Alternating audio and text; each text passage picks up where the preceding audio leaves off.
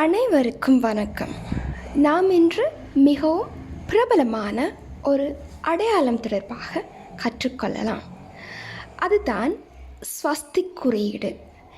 இந்த குறியீடு சிந்துவெளி தொல்பொருள்களில் கிடைத்திருக்கின்றது. இக்குறியீடு வடமொழியிலும் ஆரிய மேலை நாடுகளிலும் பரவலாக இருக்கின்றது.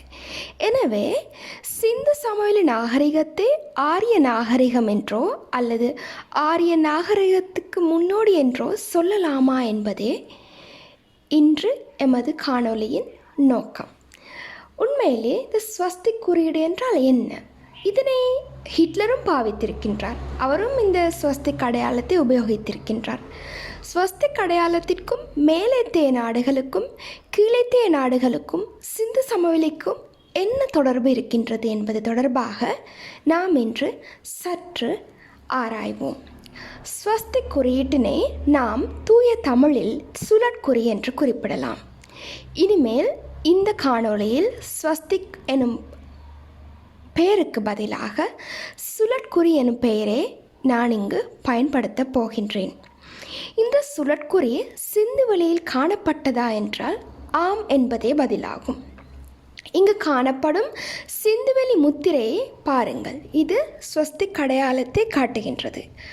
ஆனால் உலகின் பல்வேறு பகுதிகளிலும் சிந்துவெளி நாகரிகத்திற்கு முற்பட்ட காலத்து சுழற்குறி அடையாளங்கள் கிடைத்துள்ளன.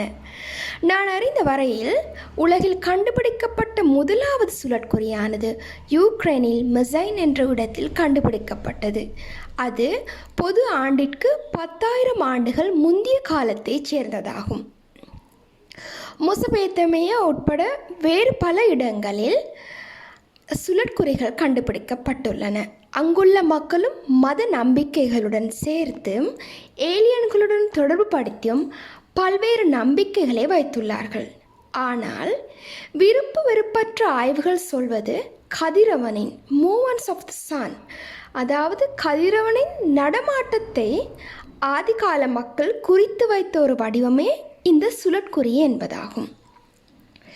இதுவே சுழற்குறி மேலை நாடுகளில் காணப்படுவதற்கான காரணமாகும். இப்போது நாம் சிந்துவெளி பக்கம் திரும்பினால் சிந்துவெளி நாகரிகத்திற்கு மேன்கூறிய அடிப்படையில், அதாவது மூமெண்ட்ஸ் ஆஃப் த சன், சுழற்குறி அடையாளம் இடம்பெற்றிருக்கலாம்.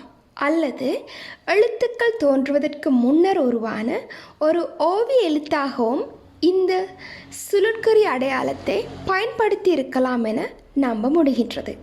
இதற்கு வடமொழி பெயராக ஸ்வஸ்திக் என்ற பெயரினை வைத்தது பிற்காலத்தில் ஆகும். எனவே பிற்காலத்தில் வைத்த வடமொழி பெயரினை கொண்டு அக்குறியீட்டினை ஆரியத்துடன் முடிச்சு போடுவது ஏற்புடையதல்ல. மேலும் சிந்துவெளி நாகரிக கால முத்திரையாக சுழற்குறி காணப்படுவது உண்மையில் அது ஆரியத்துடன் தொடர்பற்றது என்பதனை உறுதிப்படுத்துகின்றது.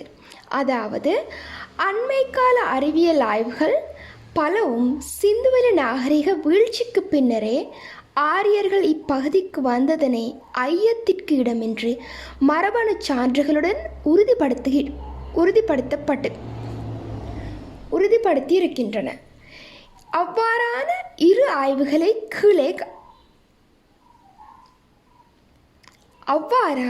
இரு ஆய்வுகளை இந்த இணைப்பின் மூலம் நீங்கள் அறிந்து கொள்ளக்கூடியதாக இருக்கும்.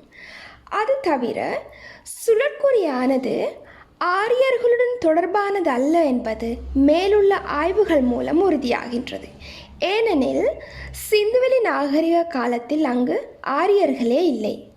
சிந்துவெளி நாகரிகத்தில் மட்டுமல்லாமல் தமிழக எல்லைக்குட்பட்ட பல இடங்களில் மேற்கொள்ளப்பட்ட தொல்லாய்வுகளிலும் கூட சுழற்குறி அடையாளங்கள் கிடைத்துள்ளன.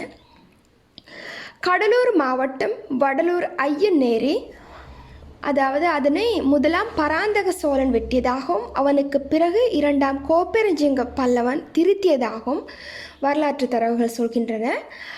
அந்த ஐயநேரி தூர்வாரப்பட்ட போது அதன் அடியில் கருப்பு மற்றும் சிவப்பு நிற மட்கல ஓடுகள், வலுவழுப்பான கருப்பு மற்றும் செங்காவி நிற ஓடுகள் என ஏராளமான வரலாற்று எச்சங்கள் கிடைத்துள்ளன. அவற்றில் சுழற்குறியும் உள்ளடங்கியுள்ளது. 1965 முதல் 1969 ஆண்டுகளில் உறையூரிலும் 1985 முதல் 1990 ஆண்டுகளில் ஈரோடு கொடுமணலிலும் 1962 முதல் 1963 குளித்தலை அருகே திருக்காம்புலியூரிலும் நாகை அம்பல் பகுதியிலும் நடந்த அகழாய்வுகளின் போது சுழற்குறி குறியீடு பொறிக்கப்பட்ட பானையோடுகள் கிடைத்துள்ளன. இந்த தகவல்கள் வடலூர் பகுதியில் பெருங்கற்காலத்து மக்கள் வாழ்ந்ததை உறுதிப்படுத்துகின்றன என்றும் சொல்லலாம் என்று ஆய்வாளர் சிவராமகிருஷ்ணன் அவர்கள் தெரிவித்துள்ளார். ஆரம்பத்தில் தமிழ் மொழியானது குறியீடுகளாக வடிவம் பெற்று பிறகு படிப்படியாக படிமலர்ச்சி இவல்யூஷன் அடைந்து வரி வடிவமானது. பெருங்கற்காலத்து மக்கள் வாழ்ந்த பகுதிகளில் நடாத்தப்படும் பெரும்பாலான அகழாய்வுகளில் கீழ் மண்ணடுக்கில் குறியீடுகள் கொண்ட பானையோடுகளும் அதன் மேலுள்ள அடுக்கில் தமிழ் பிராமி எழுத்துக்கள் கொண்ட பானையோடுகளும் கிடைத்து வருகின்றன.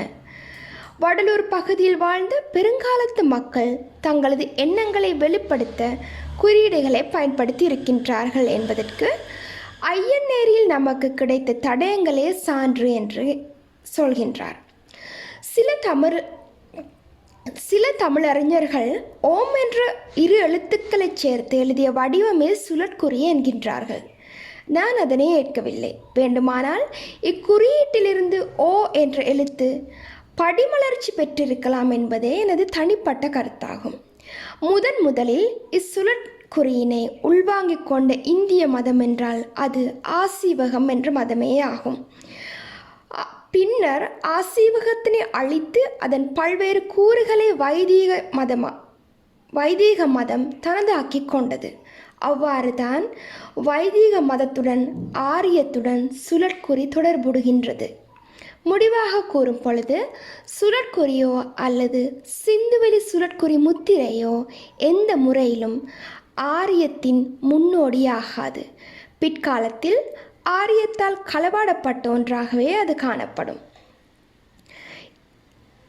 இலங்கநாதன் குகநாதன் என்பவரின் கட்டுரையை அடிப்படையாக கொண்டு இந்த காணொளி தயாரிக்கப்பட்டுள்ளது. மேலும் இத்தகைய தகவல்களை அறிந்து கொள்வதற்கு எமது யூடியூப் சேனலை சப்ஸ்கிரைப் செய்து இணைந்து கொள்ளுங்கள். நன்றி, வணக்கம்.